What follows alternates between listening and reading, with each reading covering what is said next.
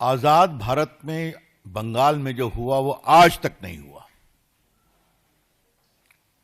कि एक सिटिंग मुख्यमंत्री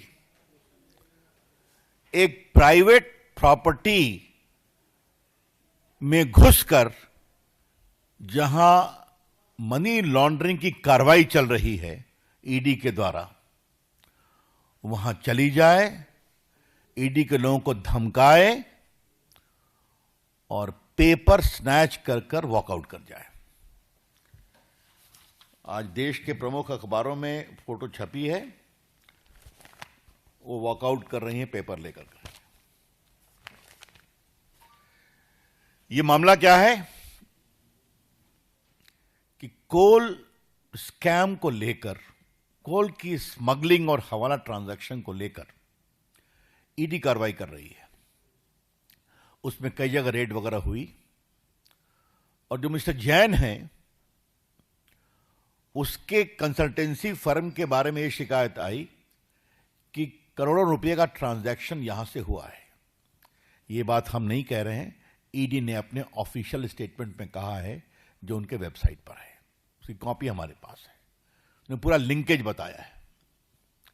ऐसे में वो काम करने गए थे और आपको मालूम है बंगाल कोल स्मगलिंग का एक बहुत बड़ा हॉट स्पॉट बना है। रूलिंग पार्टी के बहुत लोग का इन्वॉल्वमेंट है, उसकी चर्चा कई बार हुई है, हम लोगों ने भी किया है। यहां पर स्पेसिफिक केस था और मैं फिर रिपीट करूंगा, ये रेड न ममता जी के घर पर थी, न उनके ऑफिस में थी, न टीएमसी के दफ्तर में थी, न टीएमसी के किसी नेता, विधायक, एमपी या ऑफिस बेरर के घर पे थी।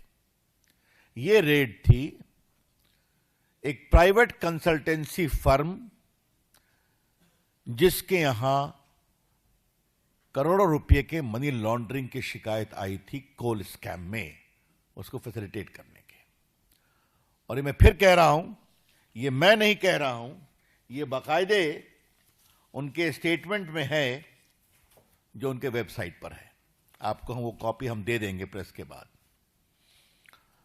ऐसे में ममता जाती हैं, वो सिटिंग चीफ मिनिस्टर है और समाचार पत्रों में यह भी लिखा हुआ है जैन का घर कहां है, गाड़ी छोड़ती हैं और फ्लैट में घुसती हैं, उनके पुलिस कमिश्नर जाते हैं, पुलिस अफसर जाते हैं और वहां ईडी के लोगों को हड़काते हैं और ये बहस करती हैं और कागज छीन करके लेके चली आती हैं।